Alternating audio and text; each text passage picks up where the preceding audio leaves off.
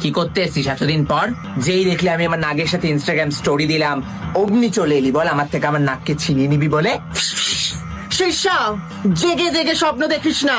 নাক কখনো তোর ছিলই না, নাক শুধু আমার। কি করেছিস তুই ওর জন্য? কি করিনি সেটা বল। ফিস ফিস। ওর জন্য আমি দুধ কলা এনেছি। ওর মাঝখানে ইনস্টাগ্রামে রিচ ডাউন হয়ে গেছিল, আমি ওকে শাউট আউট দিয়ে মিলিয়ন ফলোয়ার্স করিয়ে দিয়েছি। আর তুই কি করেছিস? ওই তো মুম্বাইতে গেছিলিস একতা কাপুরের সিরিয়ালে চান্স পেতে, পেয়েছিস? খুব হিংসা হচ্ছে বল, খুব জ্বলছিস তাই না? তোর জন্য না ওই পাতি সিনেমাগুলো কি যেন বেদের মেয়ে জোসনা, ওগুলোই ঠিক আছে। এক্সকিউজ মি, বেদের মেয়ে জোসনা একটা হিট সিনেমা ছিল।